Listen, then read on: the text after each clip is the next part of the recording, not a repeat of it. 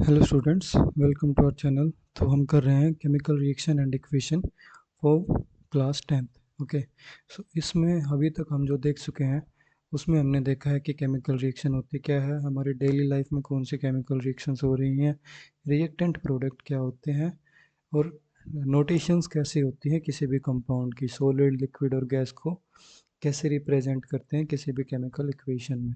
Okay, अब उसके बाद क्वेश्चन आया था कि what is the need of balancing a chemical equation, कि हमें केमिकल इक्वेशन की बैलेंसिंग करनी इतनी ज़्यादा ज़रूरी क्यों है।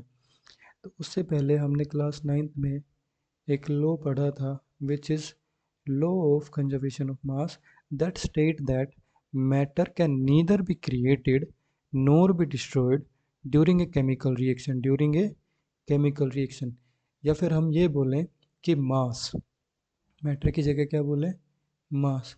कंजर्वेशन ऑफ मास पढ़ा है ना, तो मास ना तो हम क्रिएट कर सकते हैं ना ही डिस्ट्रॉय कर सकते हैं।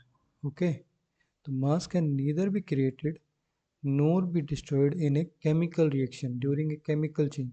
हमने दो टाइप के चेंज पढ़े हैं, one is physical change, another one is chemical change. तो किसी भी केमिकल चेंज में हमारे पास एक होता है रिएक्टेंट, और उस रिएक्टेंट से आफ्टर रिएक्शन क्या मिलता है, हमें प्रोडक्ट मिलता है। तो प्रोडक्ट का मास जितना होगा, लेट्स से मास है प्रोडक्ट का x यूनिट। ओके, तो उतना ही मास किसका होगा, x यूनिट मास ही किसका होना चाहिए, रिएक्टेंट का मास होना चाहिए। तो हमारी रिएक्शन कैसी है, बैलेंस्ड है। वो इक्वेशन करेक्टली लिखी गई है, वो कौन से लॉ को ओबे कर रही है, लॉ ऑफ कंजर्वेशन ऑफ मास को। तो किसी भी इक्वेशन को बैलेंस करने के लिए हम क्या यूज़ करते हैं वो देखते हैं कि the number of atom or element, the number of elements involved in a chemical reaction should be same on reactant side and product side। इसको समझते हैं कि इसने क्या बोला कि number of atom on reactant side and product side should be same। तो अगर मैं बोलूँ कि मेरे पास कोई भी जनरल रिएक्शन लेता हूँ मैं, A plus B giving us AB, और दूसरा एग्जांपल लेता हूँ A plus B to giving us 2AB। Okay, अब इसमें लेट्स से दो चीज़ें डिनोट करते हैं, mass and number of atoms, number of atoms individually. तो मास अगर मैं ए का स्मॉल ए मास है, बी का स्मॉल बी मास है, उसके बाद नंबर ऑफ एटम्स कितना है, one atom of A and one atom of B. इधर भी क्या है, वन एटम किसका है, ए का, एंड वन एटम किसका है, बी का। तो इन दोनों का मास क्या होगा, one into mass of A plus one into mass of B. तो क्या हुआ, ए प्लस बी। ये किसका मास आया, ये मास आया हमारा प्रोडक्ट का, किसका, प्रोडक्ट का ना। अब रिएक्टेंट का मास कितना है, रिएक्टेंट का mass sir mass of A plus mass of B. Mass of A कितना है भाई, एक एटम, और उसका मास कितना है ए, प्लस एक एटम बी का और उसका मास कितना है बी। तो मास ऑफ रिएक्टेंट अगर मैं एम आर से डिनोट करूं तो ए प्लस बी हुआ। अब mass of reactant is equals to mass of product है, बिल्कुल है। रिएक्टेंट का मास कितना है, ए प्लस बी। प्रोडक्ट का मास कितना है, ए प्लस बी। तो दोनों क्या है, इक्वल। इसका मतलब यहाँ पर कंजर्वेशन ऑफ मास ओबे हो रहा है। तो हमारी ये रिएक्शन इक्वेशन को बैलेंस करने की कोई ज़रूरत नहीं है। और we can say number of atoms of A, number of atoms of A on LHS side should be equals to number of atoms of A at RHS side. Okay, अब LHS और RHS में A का कितना atom है, एक ही है, B का कितना एटम है, एक ही है ना। तो ये रिएक्शन हमारी कैसी हुई? Balanced reaction. कैसी रिएक्शन? Balanced reaction. तो इसको बैलेंस करने की हमें कोई ज़रूरत नहीं है। फर्दर अगर हम इस रिएक्शन को देखें जो कि हमारी रिएक्शन नंबर 2 है, तो इसमें अगर नंबर ऑफ एटम देखें, नंबर ऑफ एटम और उनका मास देखें, तो ए और बी है तो मास यही मान लेते हैं ए कॉमा बी। तो यहाँ पर एटम कितना है? ए का एक ही एटम है। बी के कितने एटम है? 2 एटम है। बी 2 लिखा है ना, मीन्स 2 एटम्स। और ए बी के इंडिविजुअली कितने एटम्स है? ए का कितना एटम है? 2। एंड बी का भी कितना है? 2 एटम्स आ गए। तो यहाँ पर अगर मास देखें अभी फिलहाल के केस में, तो ए का मास कितना हो गया? ए। बी का मास कितना हो गया? 2 times 1 atom of 1 mass of 1 atom, that is B. Okay, now इधर देखते हैं। 2 into A plus 2 into B होगा, बिल्कुल होगा। अब टोटल मास कैलकुलेट करें, मास ऑफ रिएक्टेंट देखें एक बार। मास ऑफ रिएक्टेंट आएगा हमारा ए प्लस 2 बी। अब मास ऑफ प्रोडक्ट देखें, मास ऑफ प्रोडक्ट कितना है? 2a प्लस 2b, जिसमें हमें ये clearly mass of reactant is not equals to mass of product. इसका मतलब क्या है? यहाँ पर law of conservation of mass obey नहीं हो रहा है। अगर law of conservation of mass follow नहीं हो रहा तो हमें क्या यूज़ करना है? बैलेंसिंग यूज़ करनी है। क्या यूज़ करनी है? बैलेंसिंग यूज़ करनी है। अब उसको बैलेंस कैसे करेंगे वो देखते हैं, आइए। तो उसके लिए फर्दर कुछ स्टेप्स होते हैं, पहले उन स्टेप्स को देखते हैं कि कैसे कैसे वो स्टेप्स होते हैं किसी भी रिएक्शन को बैलेंस करने के लिए। तो यहाँ पर देखें, steps to balance a chemical reaction. तो पहला स्टेप होता है राइट द अनबैलेंस्ड इक्वेशन। हमारे पास जो अनबैलेंस्ड इक्वेशन है, सबसे पहले हम वो लिखेंगे। तो हमारी अनबैलेंस्ड इक्वेशन क्या हुई?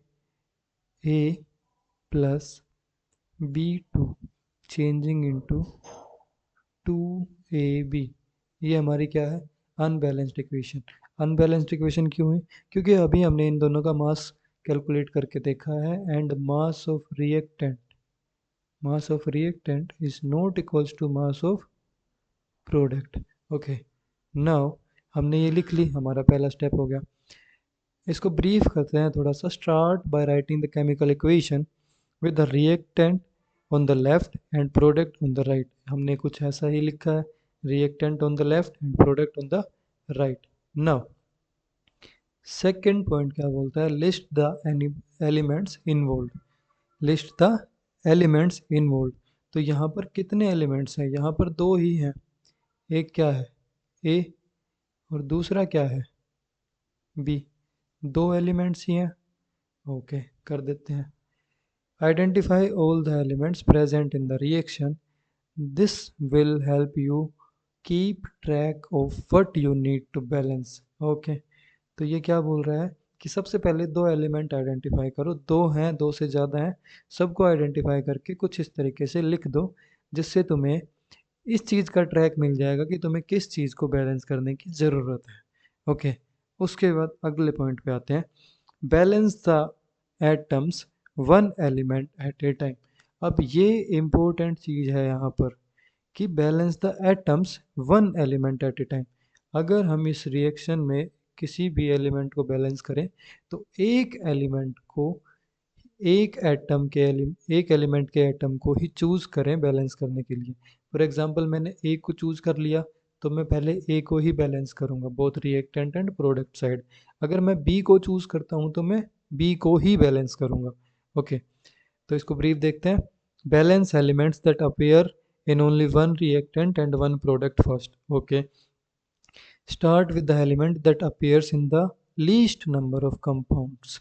तो अभी तक हम इतने बड़े रिएक्शन पे पहुंचे नहीं हैं, इतने कॉम्प्लेक्स रिएक्शन, इस पॉइंट से ही हम इसको बैलेंस करते हैं। ओके, तो यहाँ पर देखें, तो यहाँ पर LHS साइड अगर मैं काउंट करूँ कि एटम्स ऑफ ए कितने हैं, एलिमेंट ए कितने हैं? 1। एटम्स ऑफ एलिमेंट बी कितने हैं? 2। अब RHS साइड अगर मैं देखूं, क्या देखूं? R H S side. अब आर एच एस साइड अगर हम देख रहे हैं तो ए के एटम कितने हैं 2, और बी के कितने हैं 2। तो हमें बी को बैलेंस करने की कोई ज़रूरत है क्या? जी सर बिल्कुल नहीं है। तो हम बी को बैलेंस करेंगे? हम बी को बैलेंस नहीं करेंगे, ये हम देखेंगे बाद में। अभी हमारे पास एल एच एस और आर एच एस में डिफरेंस किस में है? अभी है एटम ए में, एलिमेंट ए में। तो एलिमेंट ए में हमारे पास कितना एटम लैग कर रहा है?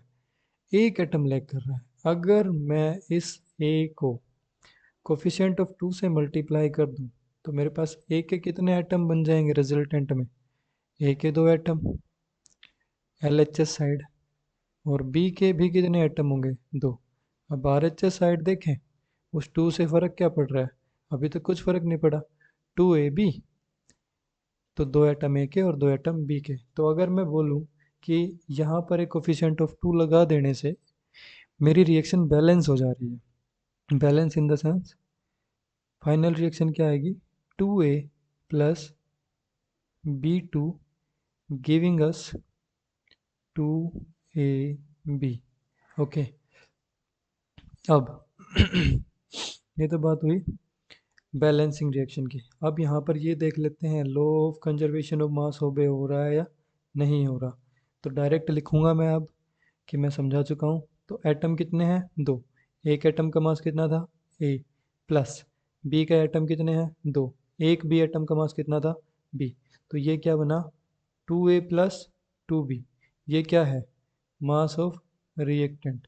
ओके, मास ऑफ प्रोडक्ट अगर हम देखें, मास ऑफ प्रोडक्ट भी 2 into A plus 2 into B। तो 2 times A plus 2 times B। तो mass of reactant is equals to mass of product आ रहा है। जैसे ही ये सही हुआ, इसका मतलब law of conservation of mass क्या हो गया? ओबे हो गया। यही तो हमें करवाना होता है किसी भी केमिकल इक्वेशन में। तो यहाँ पर हम बोल सकते हैं हमारी ये इक्वेशन 2A+B2 क्या है? एक बैलेंस्ड केमिकल इक्वेशन है। ओके, इसके फर्दर एग्जांपल्स हम देखते हैं, आइए। इसमें हमारे पास एक रिएक्शन गिवन है, iron plus H2O giving us Fe2O3 and H2 gas. Okay, इसको बैलेंस करते हैं। सबसे पहले हम क्या डिफरेंशिएट करेंगे, क्या देखेंगे? Different type of elements. तो यहाँ पर अगर हम देखें तो एक Fe एटम है, एक हाइड्रोजन है और एक ऑक्सीजन है। रिएक्टेंट साइड अगर हम देखें तो इनको लिखते हैं एज एलिमेंट्स।